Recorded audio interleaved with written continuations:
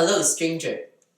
I can see that something in you is special, and that special something will allow you to become a future leader. Do you seem a little bit uncertain? Oh well, come with me. Let me enlighten you and tell you something I know about leadership. I believe my positive attitude will allow me to be a better leader. Because I think a positive attitude encourages me to confront any kind of difficulties and allow me to be an approachable person so that I can easily build a good relationship with people I work with. We all have our own strength to make us a better leader. Look, Dina believes her passion is the strength of her leadership. Nancy, on the other hand, thinks her openness is very important for her to be a leader. And Annie is a reflector. She believes her reflection allows her to be a better leader. Do you know your strengths yet? No? Well, let me help you to explore a little bit. Every day, we are well used of our eyes, ears, hands, and brains to see, to hear, to touch, to think of the things around us. However, how many times we actually looking into the mirror to see ourselves? How many times we actually been in a quiet moment and listen to our own heartbeat? How many times we actually feel every inch of our body muscles and knowing ourselves as a complete person?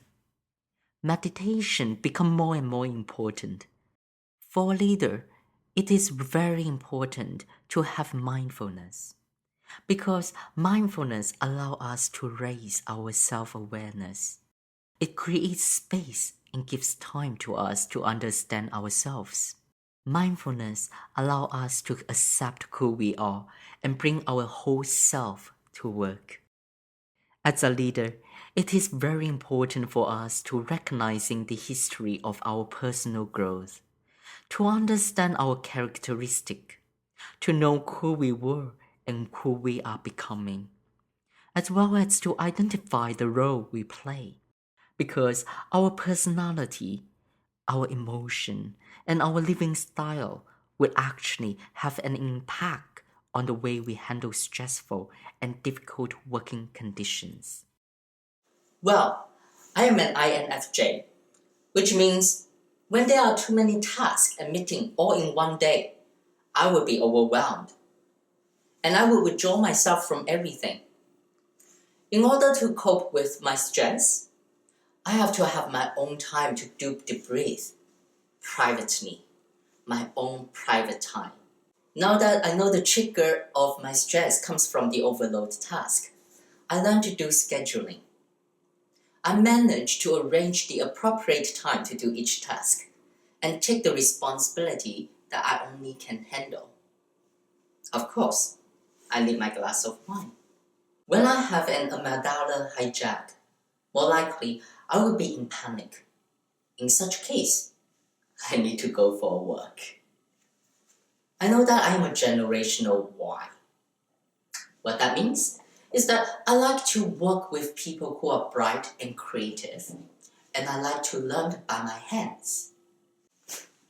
You might wonder, what is all this to do with leadership?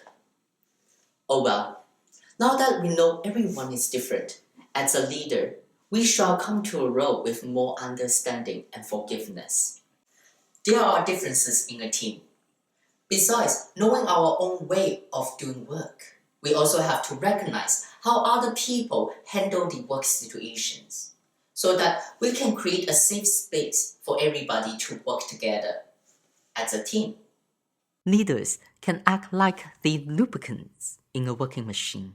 They have to make sure all the gears are working smoothly with each other. In order to have a functional team, the worker required to have a positive working space. To do so, the leaders have to build trust relationship with their colleague so that people have a sense of belonging at the workplace. Indeed, have effective communication within the team is very important because it allows the team to have clarity of the task, so that people will have better ways to handle disagreement and solve conflicts. Communication also provides a platform for teammates to offer their point of view, so that people can commit into their working process. In addition, communication makes sure people recognizing their duty and taking responsibility for their work. As a leader, remember to do follow-up with teammates, because it allows the workmates to know you care about them and you also care about the outcome of the work. Remember, a positive workplace is about work with flow. The leader needs to recognize their workmates' strengths and have their workmates to accomplish the task with those strengths. In addition, don't forget to listen. I like this sentence very much. If speaking is silver, then listening is gold. I think listening is a process of interaction in which making meaning through opening dialogues. It has a huge impact on how one person interacts with others. And yes, listening have a close relationship with all the things we talked about in leadership. Indeed, I think listening encourages the leader to create a language in workplace. Just like when somebody having an umbrella hijack, they would say, I need to go to the balcony. Simply like that.